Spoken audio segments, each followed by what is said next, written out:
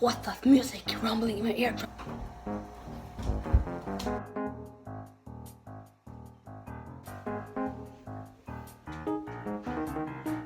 What that sound?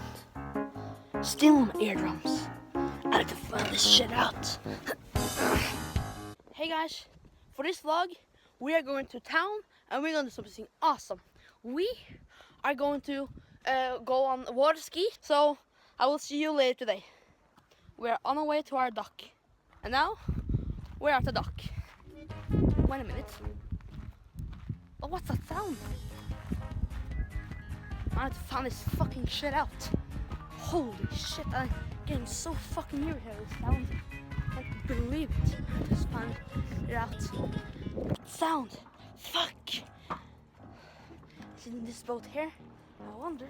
What the hell is it? Oh, nothing there.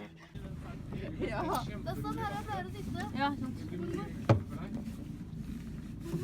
Ja, sånn at det er det siste.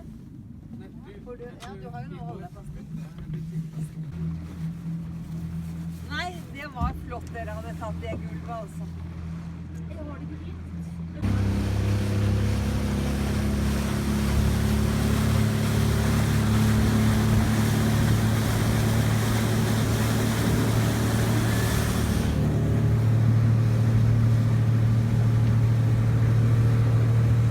We're now in town.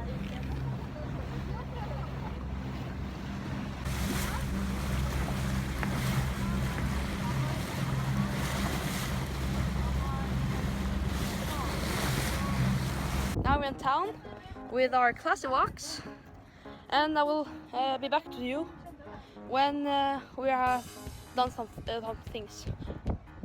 Wait a minute. I hear like that irritating sound again.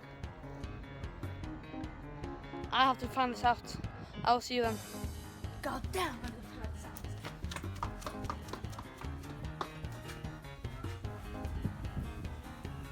No! Where's the sound?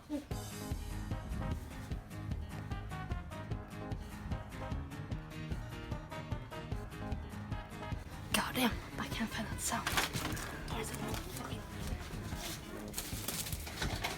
I have to ask the lady in there.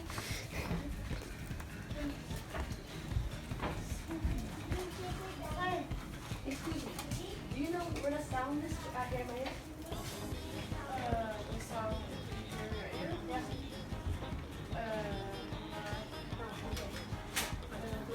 Yes, we're done in town and we're gonna leave to a dock, and then we're gonna go on water ski, and I'll see you then. Here we are at in the ocean, and we're gonna go on water ski. I will see you when I'm on a water ski.